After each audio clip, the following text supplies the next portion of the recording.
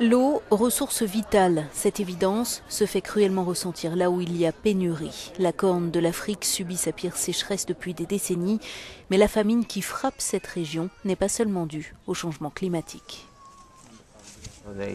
Il y a de multiples raisons. L'une d'elles est évidemment la sécheresse. La seconde est la mauvaise gestion politique, une absence de leadership politique en Somalie. Il n'y a pas de pouvoir central. Le problème de l'accès à l'eau se pose aussi dans de nombreuses villes, en particulier dans les pays pauvres où les villes grandissent à un rythme effréné.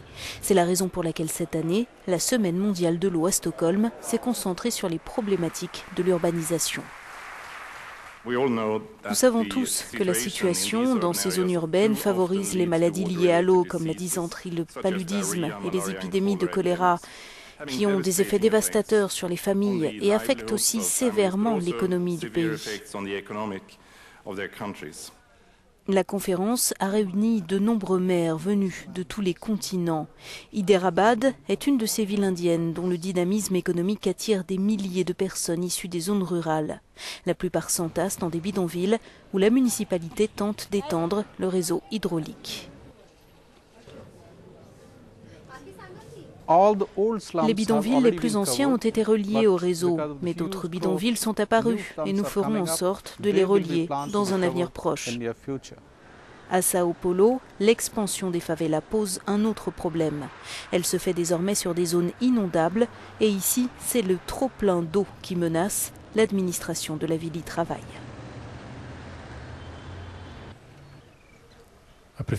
La préfecture offre des possibilités de relogement aux plus démunis pour les sortir de ces endroits, pour qu'ils soient logés dans de meilleures conditions et aient en même temps un meilleur accès à l'eau potable.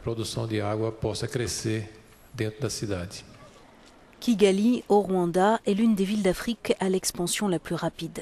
Important leur tradition rurale, les nouveaux arrivants intègrent l'agriculture dans le paysage urbain. Mais pour la municipalité, difficile d'acheminer des canalisations dans des habitations disséminées de part et d'autre. Pour que ce soit gérable au niveau du coût, nous devons concentrer nos habitations. Idéalement, les gens voudraient avoir de l'espace s'ils veulent vivre éparpillés, mais cela ne serait faisable que si l'on pouvait puiser dans des sources naturelles. Si vous voulez leur fournir une eau qui soit potable, qui soit propre, alors vous devez considérer aussi l'aspect économique.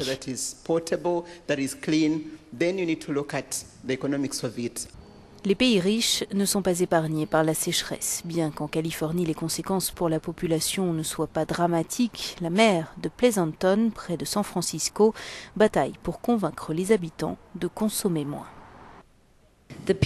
Dans ma ville, la consommation d'eau est de 924 litres par personne et par jour. Et cela en grande partie pour un usage commercial. Mais c'est aussi parce qu'il y a des gens qui ont de larges terrains et qui tiennent absolument à avoir une pelouse bien verte, ce qui veut dire qu'il faut arroser en permanence. En Inde, cela fait plus de 3000 ans que les techniques de gestion de l'eau sont employées. Mais dans l'Inde d'aujourd'hui comme ailleurs, ce n'est pas seulement une question de technique, c'est avant tout une question de volonté politique.